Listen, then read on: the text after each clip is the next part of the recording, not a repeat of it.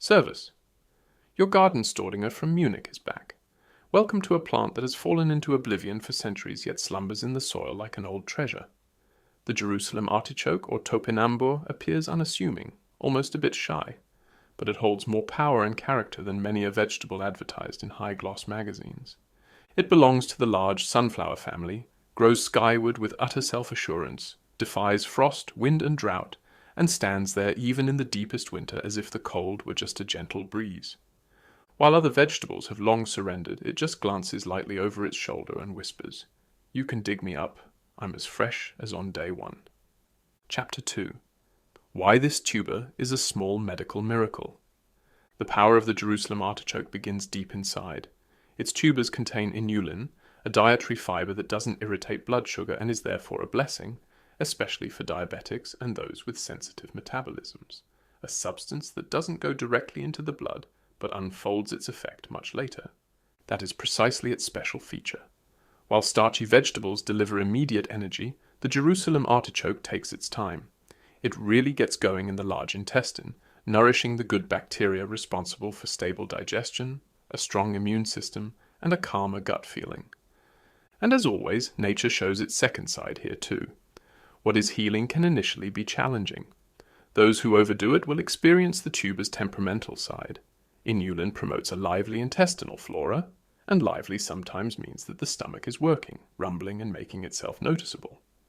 But those who start slowly, get used to the tuber, and give it space will be rewarded with a noticeable lightness. Many report feeling livelier after a few weeks, with a digestion that has finally found its rhythm again. Chapter 3. The Wild Side in the Garden, Spreading Like There's No Tomorrow. The Jerusalem artichoke is not only potent inside the body, but also in the garden. Once planted, you quickly learn that it spreads with passion. The underground rhizomes conquer new spaces, and even tiny tuber remnants sprout again the following year. It is as if the plant has its own agenda, regardless of what the gardener intends. Some welcome this growth as a gift to self-sufficiency. Others suddenly discover a patch that contains more topinambur than their weekly needs will ever allow. If you want to keep it under control, it's best to plant it in a large container or with a root barrier. Otherwise, it will take over the regiment and single-handedly determine what the garden will look like next year. Nevertheless, this power is impressive. It shows how vital, how robust, and how independent this plant is. A true survivor like hardly any other vegetable. Chapter 4. The taste between potato and artichoke. The reason why the Jerusalem artichoke did not become a staple of modern cuisine is less about the taste and more about its storage capability. Freshly harvested, it tastes great, slightly sweet, nutty, somewhere between potato, parsnip, and artichoke. You can boil it, steam it, fry it, puree it, or dry it in thin slices like chips. It is a small culinary chameleon and fits into soups, salads, stews, and pan-fried dishes. But it needs to be processed fresh. Its delicate skin does not protect the tuber very well, so it gets limp after a few days. That's why old farmers used to harvest it directly from the ground in winter, as fresh as possible, as aromatic as possible. Chapter 5. The Delicate Start, How to Enjoy Jerusalem. Artichoke without your stomach rebelling. There is a golden rule that everyone should know. If you are trying Jerusalem artichoke for the first time, do it slowly, very slowly. The body needs time to get used to the high inulin content. The good news is, it actually gets used to it. With every bite it becomes easier, and eventually digestion hardly reacts anymore. Cooked it is milder, raw it is more intense in every respect.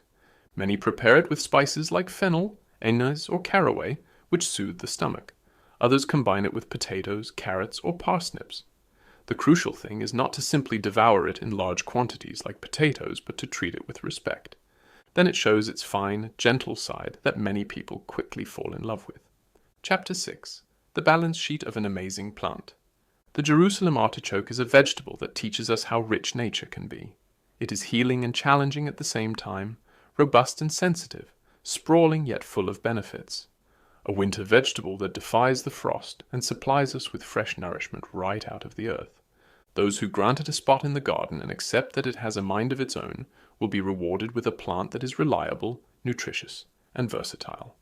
And those who learn to appreciate it in the kitchen will find that it offers a flavor diversity that many modern vegetables have long lost. If you like this video, I'd appreciate a subscription and a comment. Feel free to tell me about your experiences with Jerusalem Artichoke so far, whether it's sprawling in your garden or if you've already discovered it culinarily. And if you're keen on even more winter-hardy, low-maintenance and perpetually yielding plants, then be sure to check out my next video. 15 perennial vegetables you only have to plant once? Thanks for tuning in. Your Gartenstaudinger.